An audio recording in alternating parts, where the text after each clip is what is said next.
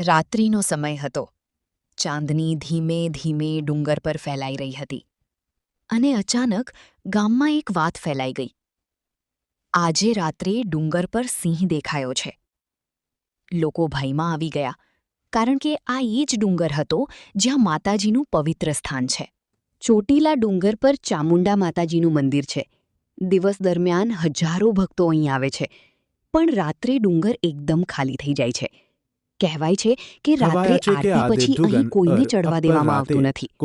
એ રાતે એક યુવાન ભક્ત નામ અજય કંઈક સાબિત કરવા માટે છુપાઈને ડુંગર ચડવા લાગ્યો. તેને લોકો કહેતા હતા, રાત્રે ઉપર ના જજે, ત્યાં કંઈક છે. પણ અજય હસ્યો અને આગળ વધ્યો. જેમ જેમ તે ઉપર જતો હતો, હવા ભારે થતી ગઈ. અચાનક દૂરથી એક ગરજ સાંભળાઈ. ઘૂ. અજય અટકી ગયો અને ઝાડીઓ વચ્ચે બે તેજ આંખો ચમકી. એક સિંહ. તે ધીમે ધીમે આગળ વધતો હતો. અજયનો શ્વાસ અટકી ગયો. ડરથી અજય પાછો ભાગવાનો હતો, પણ એ જ ક્ષણે મંદિર તરફથી એક અદૃશ્ય શાંતિ ફેલાઈ ગઈ. ઘંટીઓ પોતે જ વાગવા લાગી એવી લાગણી, અને પવનમાં એક અવાજ સંભળાયો.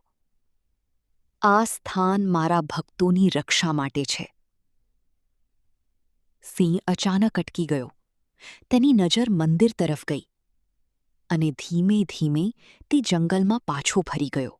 અજય નીચે આવ્યો અને ગામલોકોને બધું કહ્યું. પણ વૃદ્ધોએ કહ્યું, અહીં સિંહ પણ આવે છે, પણ માતાજીની સીમા પાર નથી કરતો. કેટલાક કહે છે કે એ સિંહ હતો, કેટલાક કહે છે કે એ માત્ર ડર હતો.